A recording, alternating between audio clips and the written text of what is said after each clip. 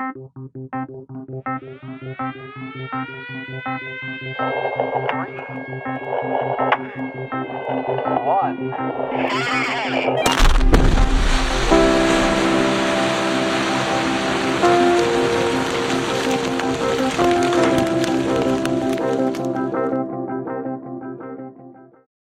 this is the Blast Report podcast on all things blasting.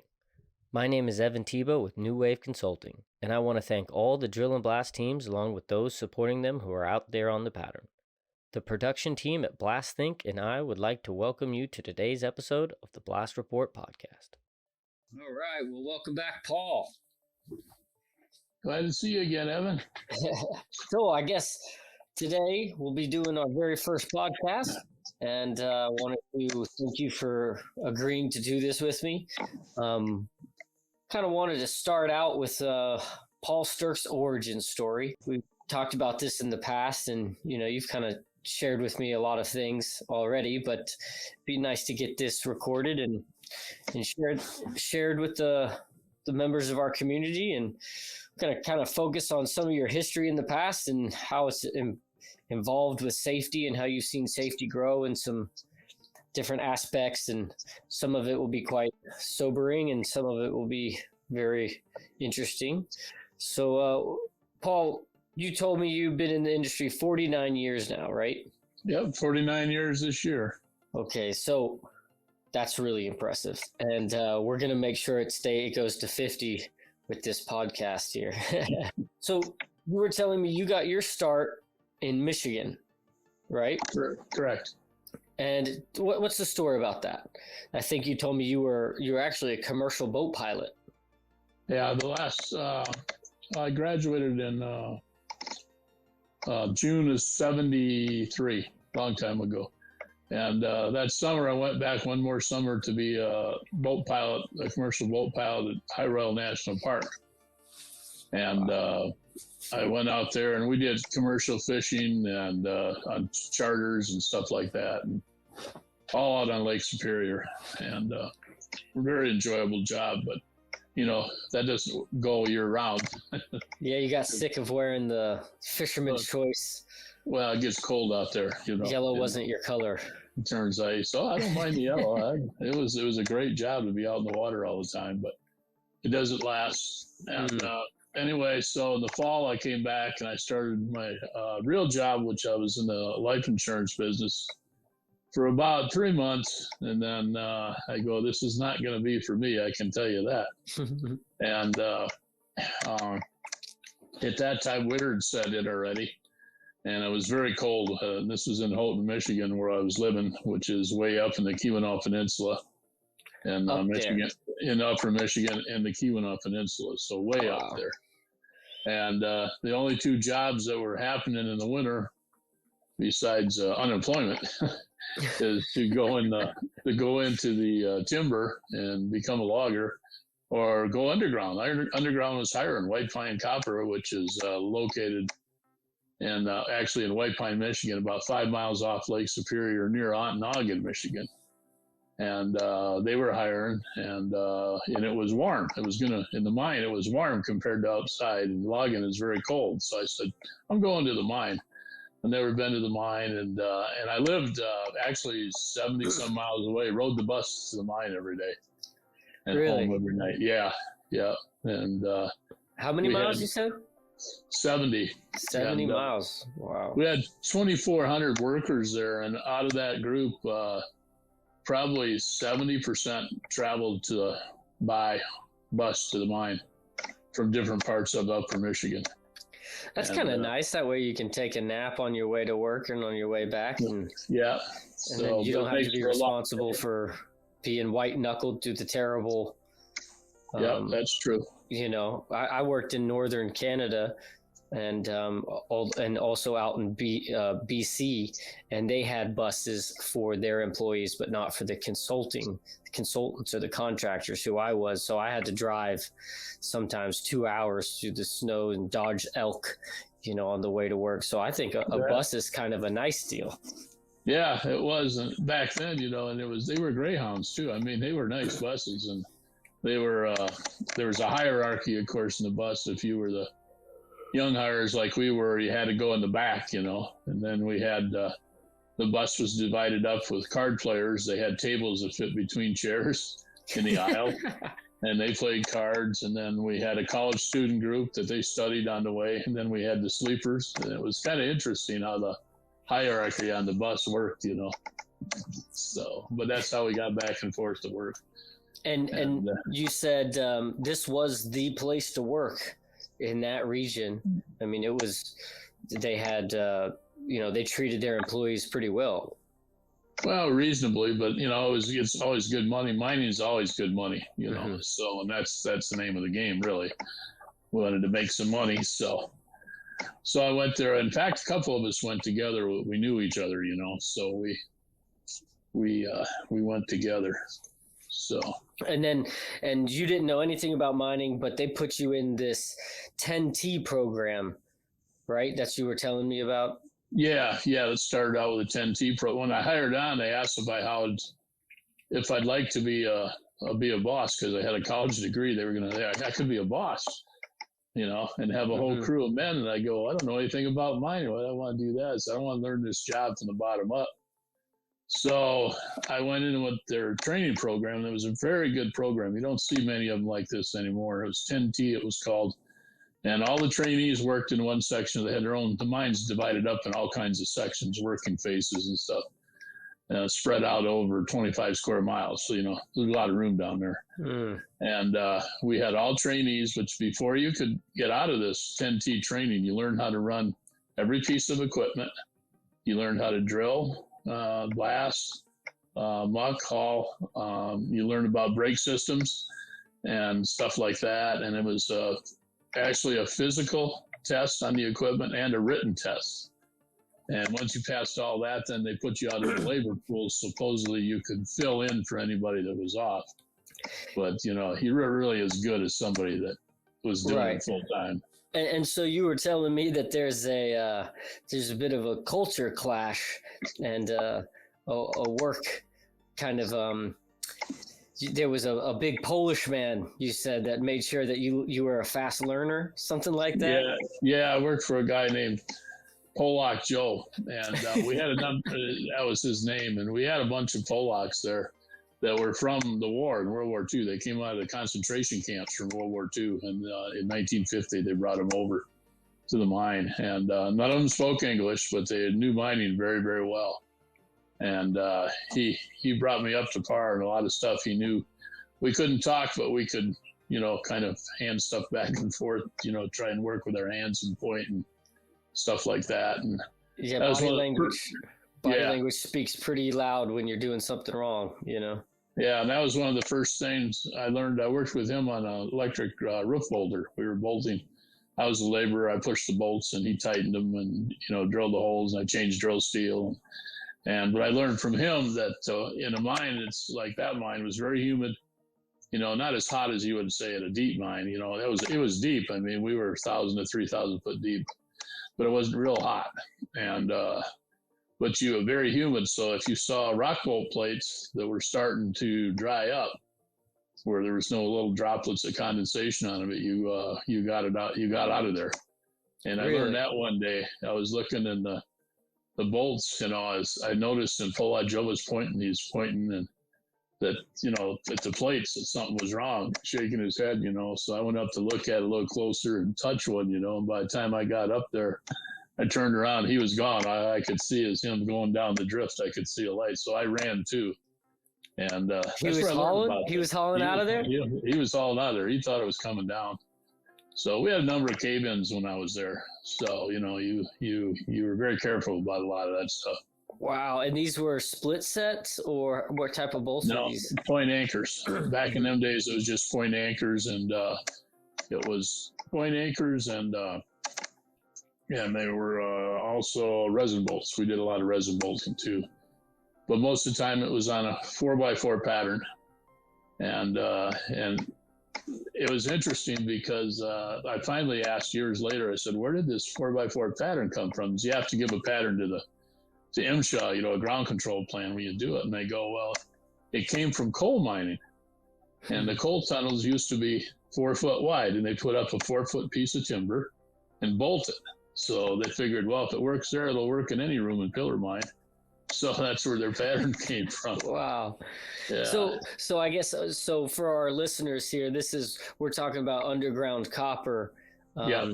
And this is, roof bolting for the support of the back. And it's, how tall are the ribs? About 18 foot there. About 18 foot. And a high. And then we had some low stuff that was around 14 foot to 12. And you could visibly see, normal water dripping from the roof bolts, which is just a normal thing. And something you're saying is that you could visibly see that the bolts would be dry, completely dry. Yeah. Wow. And that would mean they're taking stress and a lot of weight, and with resin bolts, I only saw this happen a few times, but a resin bolt, before it fails, normally will turn red hot, go molten. So, and when you turn your light off and all the bolts down the drift are red hot, you're going, this is not good. And that's unbelievable. Time to leave. That is unbelievable. Yeah. I've worked in underground lead, underground salt, and underground limestone, and visited a few other mines. And I remember the first time going to an underground limestone mine where there were no bolts. And I know that rock was competent, but it didn't feel right after coming from underground salt, and there was just some hairs on the back of my neck that were standing up, walking under places that didn't have bolts, even though, I knew that didn't need it, but still, just after knowing that. Well, coming from hard rock, it's a hard concept when you do see those mines that don't need to be bolted in it. Normally they don't. The geology is good enough that they don't have to be bolted. In my years since then, I've seen that in more than one place, but that means that does not necessarily totally unbolted. They might have some special projects here and there. Now, when it comes to learning from Polak, what was it, Polak Joe? Yeah. When it comes to learning from Polak Joe, he was making sure that you were learning quickly with a crescent wrench, right? No, that was a different instructor. Oh, that was different. That was Polak Joe. I was actually out production with him. That was back in 10T, and when we were in the 10T training program, we were on the jumbo, and there was 5 controls on each side, to make the boom go up and down, turn the drill on, and this instructor that we had, he was a huge guy, a big Swede, and didn't talk real well. You can't hear in there anyway when the drills are running. And so you would go to move the drill and touch the wrong control. And if you touch the wrong control, he carried this 12-inch crescent wrench and he'd whack your hand, So, and that was before we were wearing gloves. I got gloves pretty soon after that, but still, at the end of the first week, all my knuckles were black and blue, and you can't do that anymore. But you were a really good jumbo operator, real quick. Yeah, you learned real quick about that, and then the other thing, had the same issues with the nuns in Catholic school. Yeah, he wasn't the best of the Catholics, so he always had. He says that's why he shakes to this day, is because he was always worried about a nun smacking him with a ruler. Yeah, and so it was interesting. And the other thing that I didn't learn from this guy, I learned from a different miner. But every day before we started, he was smoking a cigarette and he'd put it out, put the filter in his ear, and then he'd put a filter in his other ear, and I go, well, I didn't smoke, so I didn't have anything put in my ears, I get done drilling after an 8-hour shift, and I could barely see, could hear, so loud, because we had those big air hammers back in those days, with no mufflers or nothing, and terribly noisy, and get these tremendous headaches, for the first week. And we were waiting to go down the shaft in the morning one day, and I asked this old miner, was sitting there, I says, man, what do you do to keep your head from hurting so bad when you're drilling? And he goes, well, you use earplugs and muffs. And I go, what are those? They never told us anything about that. And he goes, oh, go over to the safety place there. That guy will give you a set of earplugs, and you put those in, and you put those drilling muffs over your ears, and it'll be quiet. And it was like going to heaven, man. But they didn't tell you about safety shit when you first started. They didn't do that kind of stuff. But this was 1973. Mm-hmm. Times have changed. Times have changed a lot, man. So we didn't have a lot of that Safety, there was, so I've seen safety change tremendously over the years, and especially not so much when I was at White Pine, but other mines. But, it was an interesting mine because we've all heard of the safety pyramid. You get so many cut fingers, you get a broken finger, so many broken fingers, you get a broken leg, and all the way up until you get a fatality. Mm-hmm. And we'd get these safety meetings. They'd pull 300 of us together underground, this big room. They go, look left, look right. You go, one of you is going to be dead by the end of the week. And we go, what? And they go, well, we're at the top of the safety pyramid. Somebody's going to be dead by the end of the week. And unfortunately, that happened. It was right. They was right. More times than that. In the 1 year there, we had 4 of them in a year. Wow. And, from people getting run over by trucks and stuff like that. And that was a big problem when we were there because the rear axles on the trucks, they had an extra set of wheels on them. So they stuck out. You could stand out of the way of the truck, the truck come by, but the back wheel was farther out yet, to run guys over. Really? So, oh, yeah. But, yeah. That was a haul truck? Haul trucks, yeah. Haul trucks. Now, I mean, people, in our industry, since I've been in it, it's a little around 10 years or so, safety has always been a high priority. And I always tell people, mining and explosives isn't even in the top 10 most dangerous industries anymore. And you were in the fishing industry, and that's why that TV show was called The Deadliest Catch, because the fishing industry is number one, and then you decided between mining or logging, and I think logging is number 2. So it's pretty smart move to go into one that's progressed significantly since your inception and into the industry. But to get to a point at White Pine when there was 4 deaths in that year, I mean, that's got to be something to humble you and sober you up to what kind of work you're doing, right? Yeah, it definitely does. But after I got into it, I really, after I started, I really loved it. I didn't realize it was in my blood. And my dad was a miner for a couple of years, and then he left. And my grandfather was a miner, and my great grandfather. And actually, it goes back. I'm the 19th generation in our family to mine.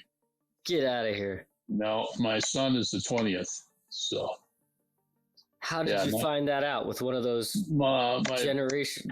My one grandfather was a genealogy guy, and he followed it. He traced it all the way back on his side of the family to Cornwall in 1604. That's where the record stopped. The church burned down because the church used to keep the records. Wow. So anything up to 1604 was lost. So. Yeah, so it's in my blood, so I love mining, still do, You know what, Paul? That explains a hell of a lot. That explains a hell of a lot. Wow. 20th generation. Well, that's my son, yeah. Yep. And we all know him well. I think a lot of people have met him through the conferences. And so it's the Sterk name is good at digging holes and blasting. Yeah, now, when you became an active miner and realized that this is something you wanted to do, how did you say you went from no earplugs to earplugs and things like that? How did it work with drilling at the face and loading explosives? I've heard stories of people having a cartoon amount of cigarette ash as they leaned over one of their magazines when they forgot the key to the lock underground. They climbed over the wall, into the magazine, and the guy had a cartoon amount of cigarette ash hanging over, but just because he forgot a few detonators, he had to go back into the magazine. So is there some situations where that was something that you witnessed and had to deal with? Yeah, sometimes in our info loader truck, we had a truck, a blasting rig, and we kept info in like a 50-gallon drum cut in half, and then went in and we hand loaded into a loader by hose before they have the one where you can just continuously load. Anyway, we were waiting to load a heading one day, and we had our lights turned out, and sitting there, and I seen a glow up there, and my partner was smoking a cigarette on the powder truck. Cool. And then I watched him put it out in the barrel, and my heart stopped, And he goes, "Oh, don't worry about this. We use it. You take some of this, you put water with it, and you get your soda nice and cold." And he goes, "But it's not going to explode. We don't have any detonator here. It's just a cigarette." And he puts it out in there, So, you used to see stuff like that, and I always remember, once again, as you progressed to become a minor one and did stuff like that, I was with a guy that was taking this minor one test, and one of the things you had to do was load a heading. So we loaded the heading, and we got done, and the guy that the inspector or whatever, the teacher that signs you off, he was standing there, and first thing that kid did was pull a cigarette out and light it after he was all done with the heading. And the guy goes, "That's pretty dangerous for your health." And he goes, "Yeah, I know. He said, "I should quit. I'll get lung cancer one of these days." But not even thinking it'd have anything to do with, the round going off, the explosion. Yeah, needless to say, that was the dangerous part of your health, Yeah, needless to say, he didn't pass. So I went visited a pattern once, and it was my first time visiting the pattern and at this location, and there was a construction job, and an inspector that had nothing to do with the blasting program just happened to walk up. Maybe it was with the highway. I don't know, but I kind of walked up at the same time from a different direction as this inspector did, and we started talking. And in the middle of the conversation, one of the blasters sitting on the pattern just lights up the cigarette, and I'm sitting here thinking maybe they're messing with me. These guys they're fucking with me just because it's my first time on the pattern, and I haven't, ever been there before, and they're just pulling my leg, And so I kind of look at him, and I look at the inspector, look back at him, and I'm sitting here going like, this guy's not joking, So I was like, So as soon as they finished the conversation, I was like, "Man, you better put that shit out. Like, what are you doing?" He's like, what are you talking about?" He's like, "That's not going to set any of this off." And I was like, "I don't even care about that right now. Like, I know you're operating electronic detonators and everything's already been stemmed, but let's not get ourselves in trouble and get bad practices so that someone does start doing things that they shouldn't be doing." Yeah. It was, and that was not that long ago, so it's all of that kind of the mentality between it, right? Mentality and training and retraining and retraining and retraining, and back in the old days, I think there was a lot of not enough training. There was training when you learned how to do everything, but not necessarily with safety practices, Until you learn the hard way. Like I think I told you about the first day I went underground. We went down into the mine. It was about a 5-mile ride in, and we went down the slope and back end, and they stopped. We went through this steel set place, and it was kind of messed up on one side. They got everybody out, and the guy goes, "Come here." And he says, "Look at all this blood on this steel. That's what happens to you if you drive your loader the wrong direction and you hit a steel beam." He said, "Don't ever do that." So, everybody's going, "Whoa." get back in the thing and head down into the mine, Mm-hmm. But yeah. And, it was like, in those days, they talked a lot, but we seemed just to, it was all about production, Mm-hmm. we were all in them days, versus today, it's all about safety, then production. Back then it was all about production and then safety. And, we were young and dumb and figured we'd get away with a lot of it, so, but there was, and this mine was so big, like I said, we had a number of fatalities while I was there. And it's always something in the back of your mind, where a guy get crushed or something, Absolutely. Now, did you look at it from a point of view to where you were just kind of a number at this large mine, or did you kind of, what was how did it come down from management? I know you said it was mainly production first, so, but were there certain times where you had to make the conscious decision to say, "No, I'm not going to do this"? Oh yeah, yeah. We would do that now and then if we, because we had safety. I mean, we were a union operation, so we had safety union guys. And if you didn't want to go in ahead, you didn't feel safe. The boss said you're going in there, and you go, no, we ain't. Mm-hmm. We called the union guy, and then they'd come and that's one thing about miners. They know how to make or break anything. We could slow the bolting machine down, so you'd be lucky to get a bolt in the shift, and stuff like that. That's very true, especially underground. Oh yeah, especially underground. And I know one time, this was in an untouched shale formation where we were at, and I don't know if my partner, I wasn't with Paul Joe that day, I was with somebody else. If he was tired, he didn't want to go in their place anyway and work. So it was actually also an oil shale. So we had, in places in the mine, we had oil dripping out of the back. And, being young miners, we used to light it on fire, make paraffin. You could make paraffin. So that day we lit the back on fire just a little bit, where it was dripping oil, got it burning. Oh, just a little bit. Called the safety man. We ain't going in here. The back's on fire. What do you mean the back's on fire? Well, I don't know. It's burning. Come look. So they came, and then we had to get a hose and wet everything down, put the fire out. But then because we felt the ground was, and I listened to a lot of guys because I hadn't worked there as long, and they knew a lot more about, the ground than I did. I was still learning about ground and geology at that point, before I went back to school. So. And like I say, and some jobs were, back then were acceptable. Like in my unit, I was a driller blaster, but I also took on the extra job when they needed it. I was a misfire driller, and I got 2 job classes more. 60 cents an hour or something to go drill misfires. Wow! And I didn't know at that time that that's a really dangerous thing to do. But nobody had ever told me. You got more money. So. Yeah, I went in there with the boss, and the boss would line me up on the hole, and he'd be down there pulling on the electric wires, and then I'd be trying to wash the hole out, and then every now and then I'd bump the wrong control, and the hammer would come on, and, he'd start waving and jumping, turn the hammer off, and,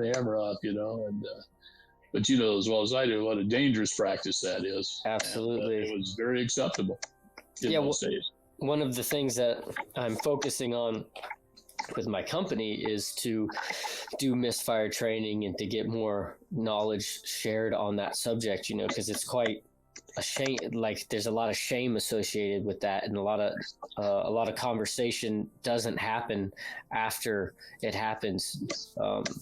Until it goes to court, or someone's being threatened with going to court, or until someone is hurt, right? So that's a big focus I have, and that's quite interesting that they used to pay you extra money to go deal with it, to be the one who was, the one to go deal with it. I remember I had a misfire once, and we were digging through this trench line, and we had the product that we had misfired, and we found someone who would dig it. It was 3 miles of misfire. It's sporadic, not entirely sure where the misfires were, so we had to continue to dig the trench line. And we had equipped the loader or the hoe with bulletproof glass and everything, and prepared it. But the operator himself was quite a loon, and he was kind of wanting to hit it. He kept saying, "Well, I got this bulletproof, glass and everything in these bars. I want to see this rock my world." And I just kept telling him, "You are one crazy son of a bitch. You have no idea what this is going to do, especially if this is not just a detonator, and it's not just a booster, if there's still some product in the hole, And so it's weird. He got paid extra too to keep digging at that, but it's quite we definitely have to educate somebody on what they're getting into when you're around a misfire. But some people they just see a little bit more money and not entirely sure what they're signing up for, right? And it's different on the surface too than it is with underground. I always feel that being underground all my life, but underground miners are very proud of their work, and that's why you don't hear about a lot of misfire, because it's dark and it's a big place. and they can cover it up. They can fix it. Most of them know how to fix it, and if they don't, that's when they need to, you need to report it anyway, because you need to know what's going on, because from a powder company point of view, they want to know if it's a product failure, but it's educating the people what to do, whether it's wash it out or that, but it needs to be reported. You don't hear do that because, that's just a pride thing, and it's not so much on the surface, I don't think, because it's real obvious when you have a misfire. Everybody in the world sees it. You don't see that in the underground. And, that's very true. Yeah. But it all goes back to training and education. So. Well, thank you very much. Yeah, I really, that's a very good subject. And I think we could probably have another episode or 4 on misfires alone. And how to handle that. That's something that's quite faux pas in the industry and something we should probably return to. But thank you again for coming on, and let's say my this pleasure. Is episode 1. So thank you very much, Paul, and thank you to all of our listeners. I really appreciate you guys coming out here, and I want to thank the team at BlastThink for producing this show, and please follow along for more episodes in the future and share this podcast with your colleagues so we can continue to honor the industry and the people in it. So, and if you want to contribute, just let Evan know or myself, and we'll put you in the podcast, because everybody's got good safety shares and stories about what has happened in mining, in the blasting industry. So. Absolutely. All right. Thank you very much. Have a good one. Be safe. Yeah. Okay. You too now. Be safe.